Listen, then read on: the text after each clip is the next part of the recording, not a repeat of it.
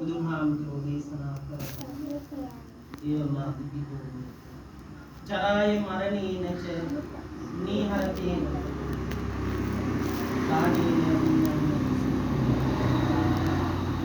මේ ජීවිතයේදී ඔබ කුසල් දහම් සිද්ධ කරවුවොත් යහපත් දේවල් සිද්ධ කරවුවොත් දෙන්නත් සුඛ කරවුවොත් ඔබ සැප සම්පත් වින්දනය කරන්න.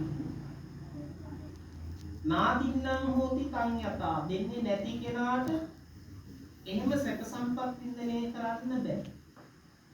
එයාගේ ධනයට බුදුහාමුදුරුවෝ කියනවා චෝරාහරන්ති රාජාන එක්කෝ සොරසතුරු ගන්න පුළුවන්. අග්ගඩහිය මේ වච රාජසන්තක වෙන්න පුළුවන්. සොරසතුරු ගන්න පුළුවන්. එහෙමත් නැත්නම් අපි අකමැති කෙනෙකුට අයිති වෙන්න පුළුවන්. එහෙමත් නැත්නම් ස්වභාව ධර්මයෙන් මේව විනාශ වෙලා යන්න පුළුවන්. අනේ නිසා බුදුහාමුදුරුවෝ පැහැදිලි කරන්නේ තමන්ට පුළුවන් අවස්ථාවේදී පුළුවන් තරම් කුසල් දහම් කරන්න. හිසගිනි ගත්ත කුවේගිනි නිවන්න ආසාන. ඒ හිසගිනි ගත්ත කෙනාට ආය වෙන කාරණාවක් තියෙනවද කියලා? යා ඒ ගින්න නිවා ගන්න උත්සාහ කරන්න. අන්න ඒ වගේ අප්‍රමාදේන සම්පාදේන ප්‍රමාද ගොවි කටයුතු කරන්න කියලා බුදුහාමුදුරුවෝ අපි අපේ ජීවිතයේදී අපි හැමෝම කල්පනා කරන්න ඕනේ මේ මනුස්ස ජීවිතය අවදාක අවසන් මරණය කියන දේ අවසන්. හැබැයි මේ මරණය කියන එක හරියටම අවබෝධ කරගත්තා නම් මම මැරෙනවානේ කියන දේ දන්නවා නම් එයා මොකද කරන්නේ? කුසල් දහම් සිද්ධ කරනවා. සක්‍ර දේවේන්ද්‍ර වෙන්න මත්තේ මනුස්ස ලෝකයේ අවසන් මනුස්ස ලෝකයේ උප්පත්තිය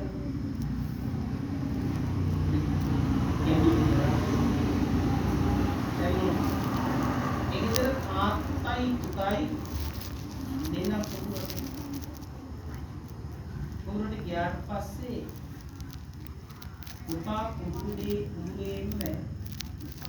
මුළු කොට එන ගමන් එහෙම පුතා බැරිනවා. තාත්තා මොකද කරන්නේ? මේ අරගෙන ගහට දෙන්නේ පුතා. මෙයා පුරුදේ වෙන්න. අපි නම් පුරුදේ. ඊට පස්සේ මෙතනින් මිනිස්සේ යනකොට මේ මිනිස්යාට කියනවා පුළුවන් නම් අපේ ගෙදරට පණිවිඩයක් අනිවිදේ තමයි කෑම දෙකක් ගේන්න එපා එකක් ගේන්න. වැඩ ඔක්කොම ඉවර වෙලා හැමෝම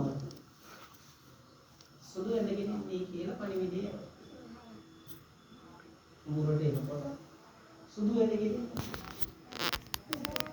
දැන් මේ අම්මා බුද්ධිමත් කෑම දෙකක් ගේන්න එපා එකක් ගේන්න කිව්වේ මොකක් හරි දෙයක් වෙලයි. දැන් මේ අම්මා එනවා. ආවට පස්සේ මේ තාත්තා බඩික කාලා මේ ඔක්කොම කට්ටිය එකතු වෙලා කැලේ තියෙන දර පොටු ටිකක් එකතු කරලා සිටකයක් හදලා මෙයාව උච්චන්න හදනවා. දැන් මෙයා මැරිලා ගිහින් උපදින්නේ දිව්‍ය ලෝකේ. මේ දෙවියෝ බලනවා මම මෙතෙන්ට එන්න කලින් කොහෙද හිටියේ? දෙවියන්ට එහෙම පුළුවන් බලනකොට දැක්කා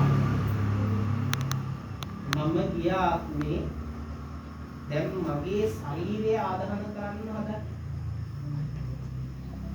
මෙයා ඒ වෙලාවෙම දෙවියෝ වයසක මිනිස්සෙක්ගේ වේශයක් අරගෙන එතෙන්ට ගිහින් තාත්තගෙන් අහනවා මේ නැති වෙලා ඉන්නේ ඔබේ පුතාට. දැන් පුතා නැති වෙනකොට නැති වෙච්ච එකට දුකක් නැද්ද? දුකක් නැද්ද කියලා. මේ තාත්තා කියනවා ඒ විලාස. ප්‍රේමතෝ ජායති සෝකෝ ප්‍රේමතෝ ජායති බය ප්‍රේමතෝ වික්ඛ මුක්තස්ස නක්ති සෝකෝ. ප්‍රේමයක් තිබ්බොත් පමණයි දුකක් සෝකයක් ඇති බැඳීමක් තිබුණා. තාත්තා පුතා කියන බැඳීම අපි ළඟ තිබුණා. හැබැයි අඬවුවයි කියලා අනේනවා. අනේ තේරුමක් නැහැ අඬව. බැඳීමක් නැති තිබුණොත් විතරයි දුකක් ශෝකයක් ඇති වෙන්නේ නැත්නම් ප්‍රශ්නයක් නැහැ කියලා. දැන් බැඳීම මෙතනින් මොකද උනේ? මේ තාත්තගේ පුතාගේ බැඳීම.